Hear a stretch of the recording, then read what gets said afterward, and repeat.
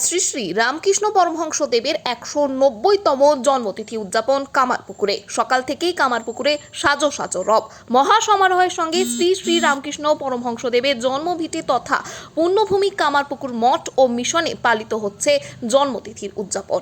১৯০তম জন্মতিথি পালনে সকাল থেকে শুরু হয়েছে অত্যন্ত সুশৃঙ্খলভাবে সুসজ্জিত শোভাযাত্রার মধ্যে দিয়ে।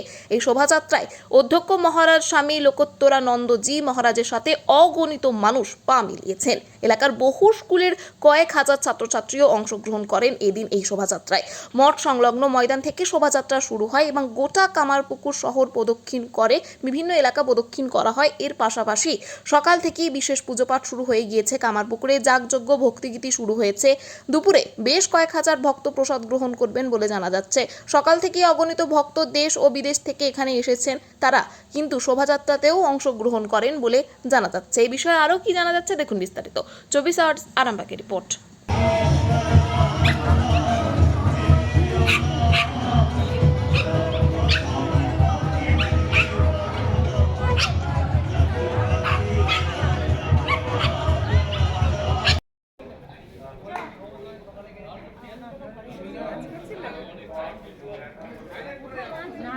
আমরা তো ছিলাম না, আমরা দেখতে মানে ভেতরে ভেতরে ঢুকেছি।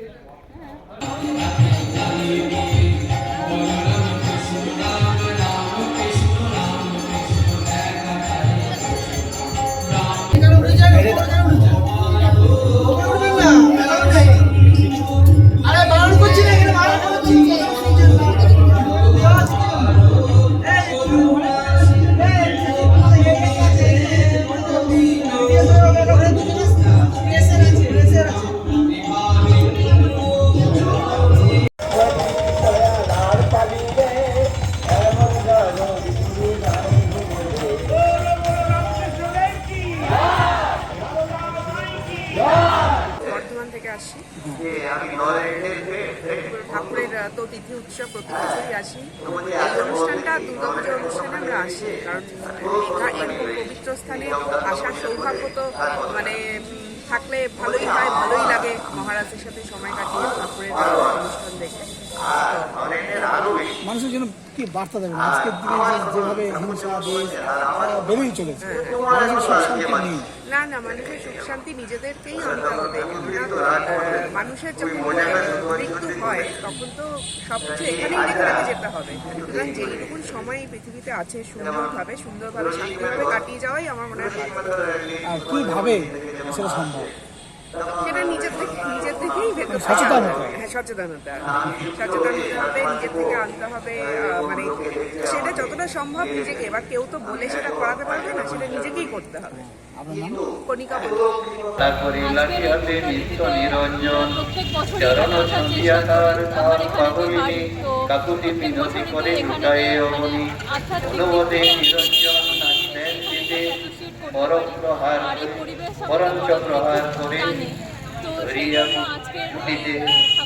কোম্পানির পথে দিলা করিয়া বাহির দাঁড়াইয়া রহে বহে নয়নে নীল।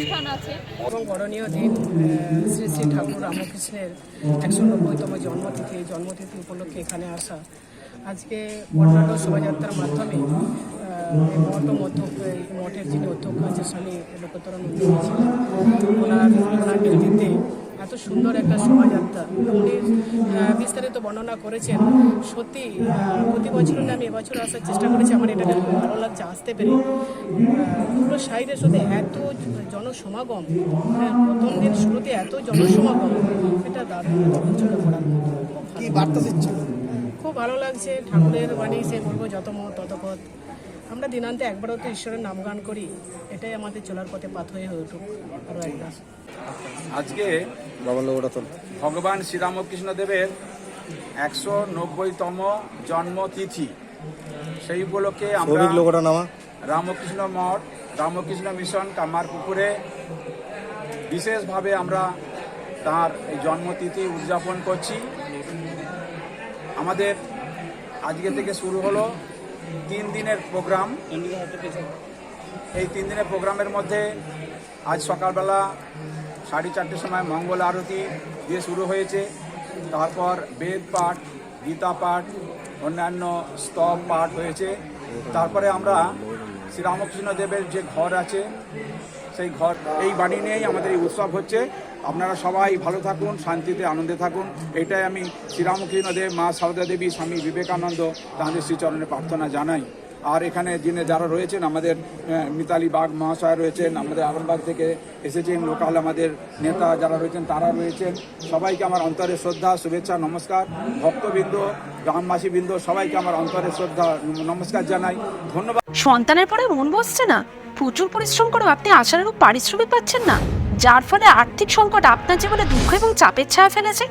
দেনার ভারে জর্জরিত স্বামী স্ত্রীর মধ্যে প্রতিনিয়ত ভুল বোঝাবুঝি বেড়েই চলেছে। নতুন বাড়ি কিনেছেন, কিন্তু সেই স্বপ্নের বাড়িটা যেন আরও দুর্ভোগ নিয়ে এসছে আপনার জীবনে। আপনি ভাবছেন সস্তায় পাওয়া বাড়িটা নেওয়াটাই কি সঠিক সিদ্ধান্ত ছিল? এমনই সব দ্বিধাদ্বন্দ্ব এবং জীবনের কঠিন মুহূর্তে আপনাকে সঠিক পথে পরিচালিত করবেন আন্তর্জাতিক খ্যাতিসম্পন্ন স্বর্ণপদক ও স্বর্ণ মুকুটপ্রাপ্ত ডক্টর অজয় শাস্ত্রী। তিনি শুধু আপনাকে পথই দেখাবেন না, আপনার জীবনে সত্যিকারের সুখ, শান্তি, ঐশ্বর্য, অর্থ যেন সঠিক সময় আপনার কাছে পৌঁছে দেয় সেই দায়িত্বও নেবেন। তাঁর অভিজ্ঞতা এবং জ্ঞানের আলোতে আপনার জীবন হয়ে উঠতে পারে নিরুদ্বেগ ও সমৃদ্ধির পথে ধাবমান। তাই আর দেরি নয়, স্ক্রিনে দেওয়া নাম্বারে এখনই ফোন করে ডক্টর অজয় শাস্ত্রীর সাথে যোগাযোগ করুন। কে জানেন, হয়তো একটিমাত্র ফোনই আপনার জীবনকে বদলে দিতে পারে।